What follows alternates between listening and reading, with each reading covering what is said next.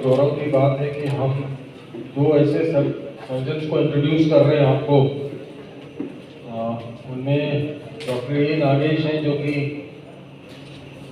Heart surgeon हैं और basically इनकी विशेषज्ञता हार्ट ट्रांसप्लांट सर्जरी में है। जैसा कि आपको विदित है कि हमारे प्रदेश में अब ब्रेन डेड मरीजों का ऑर्गन डोनेशन अब हम ले रहे हैं, तो उसके हिसाब से हार्ट ट्रांसप्लांट जो मरीज हैं उनको जिनको भी हार्ट ट्रांसप्लांट की आवश्यकता है उन सबका हार्ट ट्रांसप्लांट आराम से हो सकेगा। डॉक्टर विवेक वेंकटरमणी हैं जो बॉम्बे से हैं। ये बेसिकली ये न्यूरोलॉजिस्ट हैं, गुर्दा रोग और पेशाब रोग विशेषज्ञ हैं और साथ ही साथ बहुत अच्छी रोबोटिक सर्जरी करते हैं। आपको मालूम है कि हमारे पास में ऑलरेडी डा विंची रोबोट है और इनकी सहायता से हम प्रोस्टेट या पौरुष ग्रंथि का जो कैंसर होता है, गुर्दे का जो कैंसर होता है और जो विभिन्न प्रकार के गुर्दे या पेशाब की थैली या की उपलब्धता हमारे पास में रहेगी। आप दोनों अपने जो कुछ भी एक्सपीरियंस है, अनुभव है, वो आप सबके साथ में शेयर करेंगे। डॉक्टर विनोद आहूजा भी यहाँ पर आ चुके हैं। डॉक्टर नागेश और डॉक्टर विवेक को मैं माइक हैंड ओवर करता हूँ। आप दोनों से आते हों और ये दोनों अपने अनुभव आपके साथ।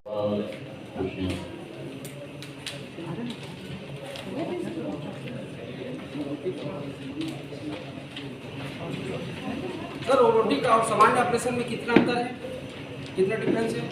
कॉस्ट का डिफरेंस आप पूछ रहे हैं तो शायद 1.5 लाख से 2 लाख ज़्यादा होगा रोबोटिक का रफली। तो मेरे ख्याल से 1.5 गुना ज़्यादा होगा नॉर्मल के कंपैरिजन में।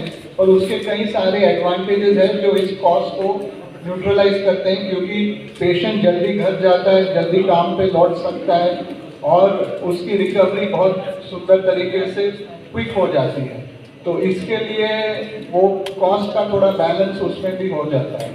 तो रोबोटिक सर्जरी थोड़ा सा कॉस्टली तो है, पर उसके एडवांटेजेस इतने सारे हैं, कॉम्प्लिकेशंस कम हो जाते हैं, तो फिर लॉन्ग टर्म में पेशेंट को काफ़ी फायदा होता है उससे। तो रोबोटिक जो ऑपरेशन या छत्तीसगढ़ में आपके यहाँ पहली बार हो रहे हैं? हाँ, पहली बार हो रहे हैं। डॉक्टर दवे सर तो कर चुके हैं काफ़ी, पर यूरोलॉजी के जो ऑपरेशन हो रहे हैं, जो गुर्दा रोग और प्रोस्टेट के जो ऑपरेशन होंगे कैंसर के लिए, तो वो पहली बार यहाँ पे होंगे।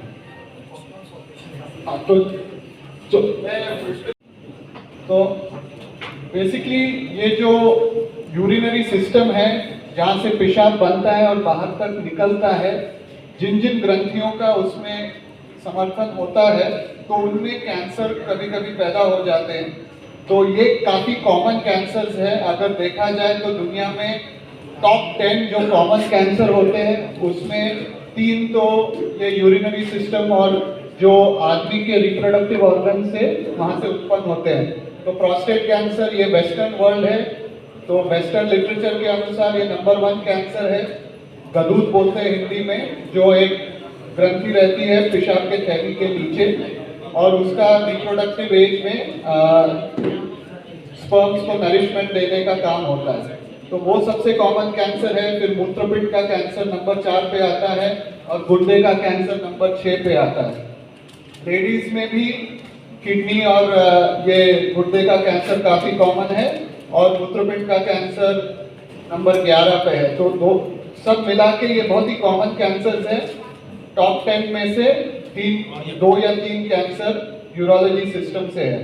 और ये भी देखा गया है कि पिछले 10-20 सालों में इंडिया में इसका प्रमाण बढ़ते जा रहा है, क्योंकि हमारा पॉपुलेशन की एज ज़्यादा बढ़ रही है। बढ़ने के कारण ये कैंसर्स भी कॉमन होने लगे हैं। तो रोबोटिक सर्जरी क्या कहते हैं? लोगों को लगता है कि रोबोटिक सर्जरी मतलब कोई रोबोट ऑपरेशन कर रहा है और सर्जन बाहर बैठ के कॉफी पी रहा है। वैसा नहीं रहता है। रोबोट का मतलब है स्लेव या सर्वेंट। तो जो भी हम मूवमेंट्स वो कंसोल पे बैठ के जो लेफ्ट साइड में कंसोल पे बैठ के करते हैं, तो वही मूवमेंट्स पेशेंट के अंदर वो रोबोटिक इंस्ट्रूमेंट्स रेप्लिकेट करता है। तो बेसिकली हमारे जो रिस्ट का एक्शन होता है उसका एक्शन वो इंस्ट्रूमेंट्स में पाया जाता है। तो ये बहुत ही प्रिसाइज सर्जरी है। छोटे छोटे जगहों में हम कॉम्प्लिकेटेड सर्जरीज कर सकते हैं। जो ओपन सर्जरी जब हम करते थे, जो जिसके वजह से काफ़ी कॉम्प्लिकेशंस होती थी, ब्लीडिंग होता था और खून चढ़ाना पड़ता था पेशेंट्स को, तो ये काफ़ी कम हो जाता है रोबोटिक सर्जरी के बाद। इसका विजन भी 3 डायमेंशनल है, 3D विजन होता है। तो 2 कैमरा होते हैं वो टिप पे, और उसके वजह से 3D विजन मिलता है सर्जन को, कि ऐसे लगता है कि हम एक्चुअली पेशेंट के अंदर ऑपरेट कर रहे हैं।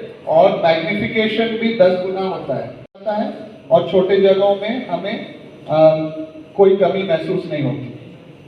तो ये इंस्ट्रूमेंट्स रहते हैं रोबोटिक्स के, जिससे स्टैंडर्ड जो पुराने लैप्रोस्कोपी के इंस्ट्रूमेंट्स होते थे वो दो दिशाओं में ही मूवमेंट होती थी उनकी, पर रोबोटिक में जो रिस्ट होता है उसको एंडो रिस्ट टेक्नोलॉजी कहते हैं। उसके वजह से पूरा 360 डिग्री का हमें मोशन मिलता है। तो उसके वजह से बहुत फाइन सूचरिंग और जो सिलाई का काम रहता है वो बहुत अच्छी तरह से हो जाता है। तो जस्ट एक एग्जांपल है यहाँ पे। तो ये एडवांटेजेस है और पेशेंट्स के लिए काफ़ी एडवांटेजेस है। ब्लीडिंग कम हो जाता है, छोटे कट से बड़े ऑपरेशन हो सकते हैं, पेन कम होता है और पेशेंट घर जाने के लिए बहुत जल्दी रिकवरी हो जाती है पेशेंट की। So thank you very much. तो आपको कुछ इसके बारे में पूछना है तो सर, प्रोस्टेट कैंसर में किस। नमस्कार दोस्तों, आज मुझे बहुत ही हर्ष हो रहा है। हमारे 2 बहुत ही एमिनेंट सर्जन जो हैदराबाद से आए हुए हैं, उनमें से एक कार्डियक सर्जन है, एक रोबोटिक यूरोजेनाइटल सर्जन है, डॉक्टर वेंकट और डॉक्टर नागेश। ये दोनों हैदराबाद में अभी कार्यरत हैं और वहाँ से अपनी सेवाएं देने के लिए यहाँ पे हैं। जैसा कि आप सब जानते हैं, आने वाला वक्त जो है वो रोबोटिक सर्जरी का होने वाला है और आने वाला वक्त जो है वो ट्रांसप्लांट का होने वाला है। जो भी कुछ ऐसी बीमारियां हैं जो एंड स्टेज पे पहुंच गई हैं, जिसका इलाज मेडिसिन से या और किसी पद्धति से मुमकिन नहीं है, वो अब ट्रांसप्लांट होकर उस अंग को बदला जाता है। इसलिए ट्रांसप्लांट का ज़माना है, जिनमें हार्ट ट्रांसप्लांट सबसे कॉम्प्लिकेटेड होता है, सबसे बहुत ही डिफ़िकल्ट होता है। उसकी सर्जरी के लिए हम लोगों ने अपनी कोशिश की है रामकृष्ण केयर हॉस्पिटल में, और जो केयर हॉस्पिटल हमारा है हैदराबाद में, उनके साथ टाई अप करते हुए ये इसकी शुरुआत की है। जो रोबोटिक सर्जरी हम जैसे यहाँ पे किया करते हैं, हम में रोबोटिक सर्जरी होती है, लेप्रोस्कोपिक सर्जरी होती है, रोबोटिक सर्जरी होती है, लेकिन उसी में थोड़ा सा बहुत ही प्रिसाइज यूरोजेनाइटिस रोबोटिक सर्जरी की भी हम शुरुआत करने जा रहे हैं। तो हमारे साथ बहुत ही एमिनेंट सर्जन अवेलेबल है। मैं ज़्यादा वक्त न लेते हुए, जैसे हमारे दोस्त वेंकट ने कहा, मैं डॉक्टर नागेश हैं, उनको ये माइक देता हूँ। वो हार्ट ट्रांसप्लांटेशन के बारे में, किन जगहों पे इनकी ज़रूरत है, कब करना चाहिए, कब नहीं करना चाहिए, और इनके क्या क्या कॉम्प्लिकेशन है, क्या फायदे हैं, ये आपको बताएंगे। हार्ट ट्रांसप्लांट की ज़रूरत, जैसे सर ने बताया, लास्ट स्टेज होता है जहाँ पर कि आपका हार्ट एक पंप है, वो भी मोटर पंप जैसे चलता है, उसका एक एफिशिएंसी होता है। तो नॉर्मली हार्ट का पंपिंग अराउंड 60% 70% कहते हैं। 60% 70% का मतलब ये होता है कि अगर हार्ट को अगर 100 ml खून मिलता है तो हार्ट जो है उसको पंप करके अपने पास सिर्फ एक 20-30 ml रख पाता है।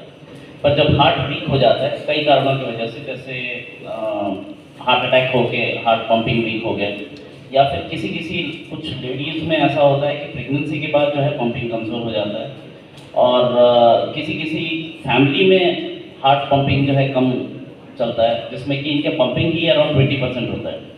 20% का मतलब ये है कि जो है दिल सिर्फ एक 20 ml खून बाहर निकाल पा रहा है और 70 से 80 ml खून दिल के अंदर ही रह पा रहा है, तो जिसकी वजह से कि जो है दिल बड़ा होता जा रहा है। तो जैसे आप बाहर में जब कहते हो कि बड़े दिल वाला है, हमारे दिल के हिसाब से बड़े दिल वाला अच्छी बात नहीं है। बड़े दिल वाला का मतलब है कि दिल कमज़ोर है। तो ऐसे मरीजों में जहाँ पर कि आप अपना नॉर्मल एक्टिविटी, जैसे कुछ चंद कदम चलना या फिर जो डे टू डे एक्टिविटी करना भी अगर मुनासिब नहीं होता है, तो ऐसे मरीजों में दवाइयों से पहले ट्रीटमेंट किया जाता है। अगर दवाइयों से भी इलाज ना हो पाए तो और कोई नॉर्मल ऑपरेशंस के लिए वेट करता है। अगर उसमें भी ना हो पाए तो लास्ट में हार्ट ट्रांसप्लांट एक ऑल्टरनेटिव दिया जाता है। हार्ट ट्रांसप्लांट का मतलब है जिसमें कि आप ये दिल जो खराब है इसको निकाल के कोई एक अच्छा वाला दिल जो चल रहा है वो रखा जाता है। अब ये दिल आएगा कहाँ से? कई बार जो है आपका रोड ट्रैफिक एक्सीडेंट्स होते हैं या फिर ब्रेन डेथ होता है स्ट्रोक होके। Road traffic accidents most of the times अपने देश में बहुत होते हैं। वो इसलिए होता है, एक तरह से अच्छा भी है, एक तरह से खराब है।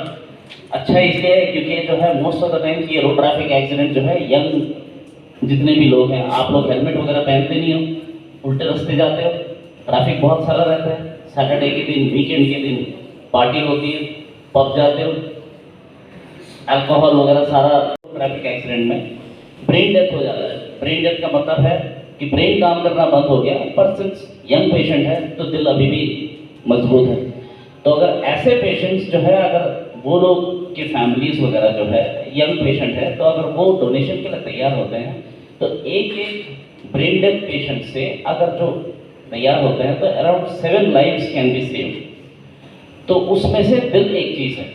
तो अगर आपके पास एक ऐसा पेशेंट है जो कि उनके हाइट और वेट के साथ मैच करता है, ब्लड ग्रुप के साथ मैच करता है, तो जो है वो दिल निकाल के, क्योंकि वो कमज़ोर है और ये वाला दिल जो है अच्छा है पर जो है ब्रेन डेथ है, तो जो है वो वाला दिल को हम लोग ट्रांसप्लांट करते हैं। ट्रांसप्लांट ऐसा नहीं है कि ट्रांसप्लांट किया और जो है दिल चलने लगा। हालांकि हम ट्रांसप्लांट हार्ट का एक ह्यूमन का दूसरे ह्यूमन में ही कर रहे हैं, पर ये जो दिल जो है किसी और के बदन में काम कर रहा था, तो इसलिए जो है ये वाला हमारा हार्ट जो है दूसरे के बदन में काम करने से अगर रिजेक्शन होने का चांसेस रहता है, क्योंकि जो है आप किसी और के बदन में उसको चलाने की कोशिश करते हैं। तो इसलिए ये चलता रहे आपके बदन में, उसके लिए कुछ दवाइयाँ वगैरह देते हैं। तो लाइफ लॉन्ग ये सब ट्रीटमेंट कराते रहना है। जितना रिस्क जो है शुरुआत के फर्स्ट फ्यू मंथ्स में रहता है वो धीरे धीरे कम होकर नॉर्मल होने लगता है। तो आमतौर पर पोस्ट ट्रांसप्लांट एक आदमी अपना नॉर्मल लाइफस्टाइल 1 साल के बाद से सारे काम शुरू कर सकता है। एंड अगर अपना देखभाल अगर अच्छे से करे तो जो है अराउंड 10 to 15 ईयर्स का लाइफ स्पैन मिल जाता है उसको। ये सर प्रोस्टेट और की सर्जरी पहले हुआ करती थी, वो एक बड़े इंसिजन से होती थी, तो वहाँ पे ब्लीडिंग का ज़्यादा रिस्क रहता था। प्रोस्टेट बहुत गहरा एक ग्रंथि रहती है जो बहुत अंदर बॉडी में बैठी रहती है, तो वहाँ तक पहुँच पाने में बड़ी दिक्कत आती थी जो ओपन सर्जरी में होती थी। तो उसके वजह से काफ़ी कॉम्प्लिकेशन होते थे सर्जरी में, ब्लीडिंग का रिस्क होता था। जो हम सूचर लेते, सिलाई करते, वो कभी कभी खुल जाते थे, क्योंकि वहाँ पे हमारा एक्सेस पहुँच नहीं पाता था, हाथ पहुँच नहीं पाते थे, और पेशेंट्स की रिकवरी डिले हो जाती थी। कभी कभी 8-10 दिन, 15 दिन उन्हें हॉस्पिटल में रहना पड़ता था, पेशाब का नली लगा रहता था। तो ये सब चीज़ अभी रोबोटिक सर्जरी के माध्यम से एकदम ऑलमोस्ट ना के बराबर हो गए। लास्ट 1000 केस में एक पेशेंट को कभी खून चढ़ा नहीं है मेरे हाथों पे, या और ये जो यूरिन का लीकेज का प्रॉब्लम हुआ है, या फिर यूरिन का जो पाइप टाइट हो जाता है, स्ट्रिक्चर बन जाता है, वो कभी आजकल देखा ही नहीं गया। पेशेंट 2 दिन में घर जाते हैं। तो इस तरह से काफ़ी बहुत ही ज़्यादा इम्प्रूवमेंट पेशेंट के लिए ये प्रोस्टेट कैंसर सर्जरी में हुई है। सिमिलरली किडनी का आप पूछ रहे हैं, किडनी का भी काफ़ी एक बड़ा कट रहता था, जो रिब हमें काटना पड़ता था, हड्डी काटनी पड़ती थी रिब तक पहुंचने के लिए। तो ये अभी रोबोटिक से के माध्यम से जब हम करते हैं तो इंसिजन काफ़ी छोटे हैं, वो पेट के सामने से जाते हैं, तो फिर कोई हड्डी को तोड़ना नहीं पड़ता है, और पेशेंट की रिकवरी उस हिसाब से बहुत फास्ट हो जाती है। 2-3 दिन में पेशेंट घर जाने के लिए तैयार हो जाते हैं। तो पेशेंट की रिकवरी के माध्यम से, कैंसर के कंट्रोल के माध्यम से, ये सब चीज़ देखते हुए बहुत ही बड़ी क्रांति आ गई है because of robotic surgery.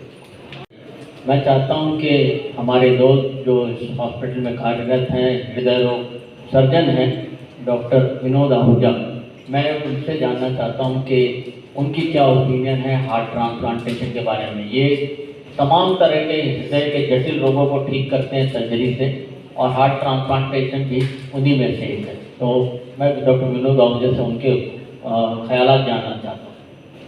Thank you sir. तो जहाँ पे डॉक्टर नागेश ने विराम लिया था वहाँ से आगे स्टार्ट करूँगा। जैसे कुछ बीमारियाँ होती हैं, जैसे वैल्वुलर हार्ट डिजीज होती है, या बचपन से जो कन्जेनिटल हार्ट डिजीज, जो पैदाइशी जो माँ के गर्भ से जो बच्चे में जो सुराख होते हैं, जब वो बड़े होते हैं तो ऐसी स्टेज में हमारे पास इतना लेट आते हैं कि वो इरिपेरेबल रहते हैं, चाहे वो वॉल क्या हो, चाहे वो दिल में सुराख हो, या जैसे उन्होंने कहा कुछ ऐसी जैसे भी शुगर और ये डायबिटीज काफ़ी बढ़ गई है, तो हमारे पास ऐसे दिल आते हैं जो काफ़ी एंड स्टेज में हो जाते हैं, जिनको हम रिपेयर नहीं कर सकते, उसमें हम लोग को हार्ट ट्रांसप्लांट करना पड़ता है। तो हार्ट ट्रांसप्लांट का मतलब होता है कि दो टीम लगती है हार्ट ट्रांसप्लांट में। एक जो कैडेवर से, जो जैसे ब्रेन डेड, जैसे डॉक्टर नागेश ने कहा, ब्रेन डेड पेशेंट से हार्ट को निकालेगी, और दूसरा जिस पेशेंट को हमको हार्ट ट्रांसप्लांट करना है, एक टीम वहाँ पे रेडी करती है ट्रांसप्लांट के लिए, और एक टीम रहती है हार्ट को रिट्रीव करने के लिए। तो हार्ट ट्रांसप्लांट एक अपने आप में एक बहुत बड़ा प्रोग्राम होता है। इसमें दो टीमें लगती हैं, एक हार्ट को रिट्रीव करने में, जो कि कैडेवर से या फिर जो ब्रेन डेड पेशेंट से हार्ट को रिट्रीव करते हैं, और दूसरा जो पेशेंट जिसको कि हार्ट ट्रांसप्लांट किया जा रहा है, जो बीमार है, जिसका हार्ट डैमेज हो चुका है और जिसके लिए हम लोग ये सब कर रहे हैं, उसमें एक टीम रहती है। तो हार्ट ट्रांसप्लांट जो प्रोग्राम है एक टीम वर्क है, और यह भी काफ़ी चर्चा में भी है, क्योंकि हमारे पास सब जैसे ऑपरेशन के बाद का जो 1 साल का जो इम्यूनोथेरेपी जो कोर्स होता है, इम्यूनोसप्रेशन जो कोर्स होता है, उसमें एडवांसमेंट हुई है। तो अभी रिजल्ट जो है हार्ट ट्रांसप्लांट के काफ़ी कन्विंसिंग है, काफ़ी प्रॉमिसिंग है। कि हार्ट ट्रांसप्लांटेशन का जो पेशेंट है, लॉन्गेस्ट उसकी सर्वाइवल रेट कितनी होगी? मतलब ये होता है ना कि एक बार ट्रांसप्लांट कर दिया तो उसके बाद कितने दिन तक आदमी जिंदा रहेगा। तो ये तो दुनिया में होता आया है, हमारे यहाँ भी थोड़ा लेट हो रहा है। तो डॉक्टर नागेश बताएं कि जो हार्ट ट्रांसप्लांटेशन कर देते हैं तो इंटरनेशनल उनकी सर्वाइवल रेट क्या है और हिंदुस्तान में उसकी क्या स्टेटस है? ऑन एन एवरेज कभी भी हम जब लॉन्ग टर्म बात करते हैं तो लॉन्ग टर्म रिजल्ट्स हमेशा होता है एम इज 10 ईयर्स, कम से कम 10 से 15 साल तक जिंदा है। पर ऐसे में कुछ मरीज ऐसे भी हैं जो कि अराउंड 30 ईयर्स प्लस भी है। The longest surviving is around 34 years right now. हमारे पास जो है हम लोग शुरू किए हैं around 5 years back, 5 to 6 years back. हमारा लॉन्गेस्ट वाला अभी 6 साल का है। तो aim is around 10 to 12 years, 10 to 15 years sorry. किसी की ज़िंदगी को 10 साल बढ़ा सकते हैं ऑन एन एवरेज। जैसे कि लॉन्गेस्ट सर्वाइवल इन्होंने कहा कि 30 ईयर्स प्लस है। तो जैसे जैसे एक्सपर्टीज बढ़ेगी, जैसे जैसे हमारा ज्ञान बढ़ेगा, हमारा नॉलेज बढ़ेगा, टेक्नोलॉजी इम्प्रूव होगी, वैसे वैसे होपफुली हम इंसान को उसकी पूरी ज़िंदगी जीने के लिए ये इलाज पॉसिबल है। एक इम्पॉर्टेंट चीज़ दोस्तों जो आप शायद पूछना चाहते हो वो मैं पूछता हूँ आगे से कि इसमें क्या एक्सपेंडिचर होता है। जैसे एक बार ऑपरेशन हो गया तो एक्सपेंडिचर कितना है? पहली चीज़, ऑपरेशन के बाद हर महीने जो दवाएँ खानी है उसको क्या मरीज अफोर्ड कर पाएगा या उसको हम कैसे कम से कम कर? So on an average cost of पूरा प्रोसीजर का अराउंड 15 to 20 लाख का होता है। और हर मरीज ऑपरेशन के लायक नहीं होते क्योंकि पेशेंट बहुत सारा लेट स्टेज में आते हैं। तो पहले ये ऑपरेशन के लायक है या नहीं वो टेस्टिंग के लिए ही कम से कम अराउंड 1-1.5 लाख लगता है। उसके बाद हम लोग लिस्टिंग करते हैं, जो हमारे यहाँ पर जो जीवन दान हो या जो भी ऑर्गन लिस्टिंग के लिए वेटिंग लिस्ट में रखते हैं। और ऑपरेशन का खर्चा अराउंड 15 to 20 लाख के बीच का आता है। और पोस्ट ऑपरेशन फर्स्ट 6 मंथ्स के लिए एवरी मंथ अराउंड 10,000 तक का खर्चा आता है। उसके बाद सालाना खर्चा जो है अराउंड एवरी मंथ का जो है अराउंड 5,000 के करीब आ जाता है 1 ईयर के बाद। तो जो कि 1 ईयर के बाद अगर, और ये भी है कि ये ऑपरेशन उसी को कराना चाहिए जिसे जीने की इच्छा हो। ऐसा नहीं है कि जो है आपको ऑपरेशन कराना है, आपको पब्लिसिटी कराना है, आप किसी को भी कर दो। ये वही कराए जिसको जीने की इच्छा हो, जो अपने आप में भी कोशिश करे, जितना हम कोशिश कर रहे हैं कि उसको जिंदा रखने के लिए, उसको भी उतना ही। ऐसा नहीं है कि जो है आपके सांस के लिए जो है हम तकलीफ ले रहे हैं, आपको भी उतनी इच्छा होनी चाहिए जितनी जीने की। ये टेक्नीशियन होने चाहिए, ओटी होनी चाहिए जो रेडी है। दूसरी चीज़ मरीज को भी विलिंग होना चाहिए कराने के लिए। तीसरी चीज़ होती है सरकार का सहयोग, जो मैं समझता हूँ छत्तीसगढ़ गवर्नमेंट ने काफ़ी हद तक इसमें सहयोग किया है और इसको प्रमोट करने के लिए, अवेयरनेस बढ़ाने के लिए काफ़ी कुछ कर रहे हैं। तो आप और कुछ बोलना चाहो? ज़्यादा जो है जो आम डॉक्टर्स हैं उनका अवेयरनेस होना बहुत ज़रूरी है, क्योंकि जनता जो है सबसे पहले डॉक्टर के पास जाती है, हर बार स्पेशलिस्ट के पास आती नहीं है। तो डॉक्टर्स को अवेयरनेस कराने के लिए ही हम लोग कुछ CME वगैरह कर रहे हैं, सो दैट उनको पता चले कि कौन से मरीज़ ट्रांसप्लांट के लिए ठीक रहता है, सो दैट जो है वो पहले से अगर वो स्टेज में बता दें तो उनको ऑपरेशन हो सकता है।